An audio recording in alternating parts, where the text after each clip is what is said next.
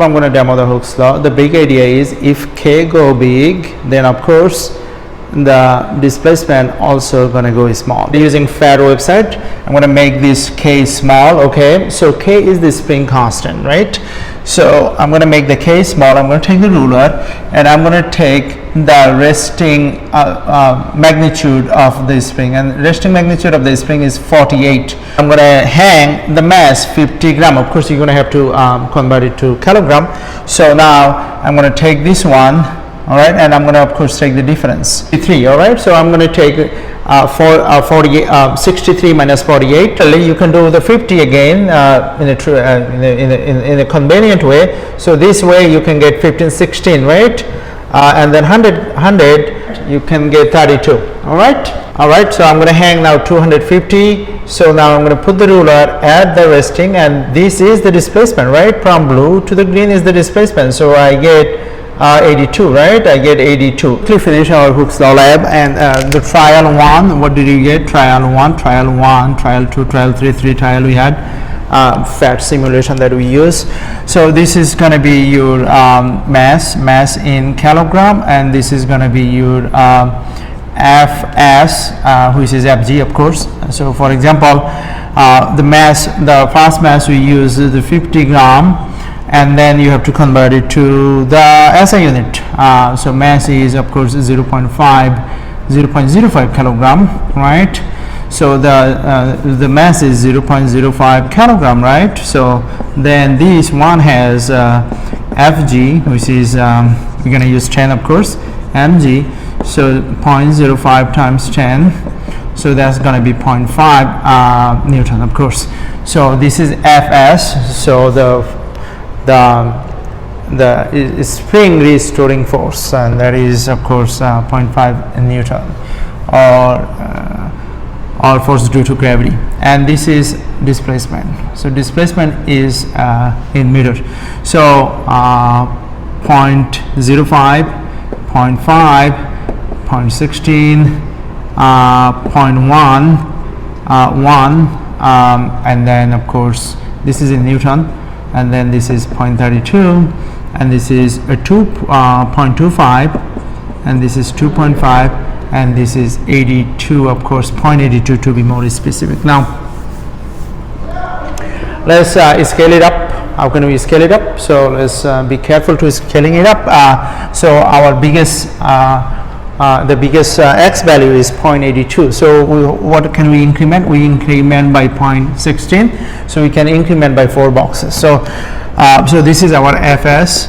This is our Fs, and this is our x. Why is that? Because m is of course y2 minus y1, x2 minus x1. So m is y2 is Fs, and x2 is of course x. So m is, this is Newton over meter. Newton over meter is K. What is K? K is the spring constant, right? Okay, so these two, red one and white one, they have different spring constant. So this is the concept we're trying to understand. If you have a bigger spring constant, then you have a lower displacement. This is the thing we try to understand. All right, so 1, 2, 3, 4. So we're going to write 0.16, 1, 2, 3, 4, 0.32, 1, 2, 3, 4, 0.48, 1, 2, 3, 4, 0.64, 1, 2, 3, 4, 0.80.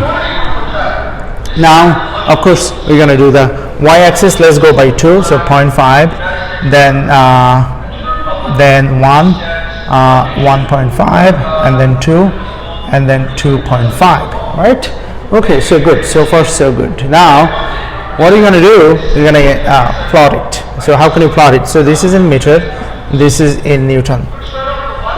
Fs is in Newton. All right, so do the first point. So first point is 0,0. All right. The second point is 0.16, 0.5. So 0.16, 0.5 is right here. The third point is 0.32, 1.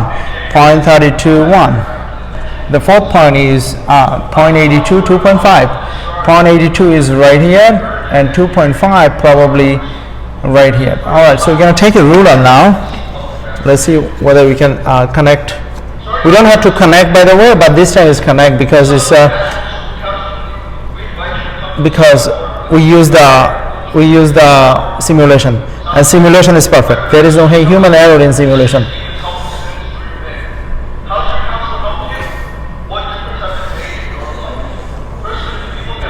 All right, so we have one down, one up, and one some type of in the middle. All right, so here you go. So we're gonna take this point.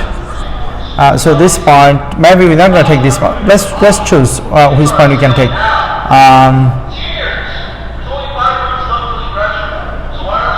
Let's see.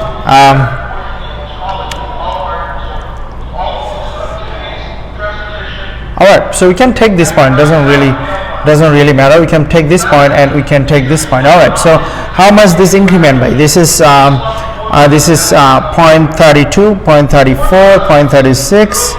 Oh no, this incremented by 0.4. So this is 0.36, right? This is 0.40. This is 0.44, right? Of course, 0.44. So this is 0.44 comma 1.5, and this is of course 0.60.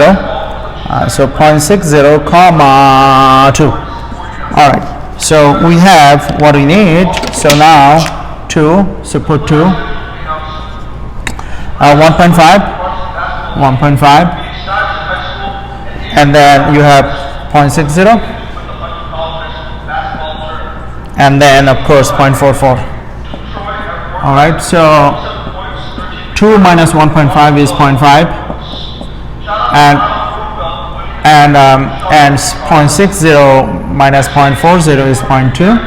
Okay, so decimal cancel. So you have a 5/2. All right, so 5/2 is 2.5, right?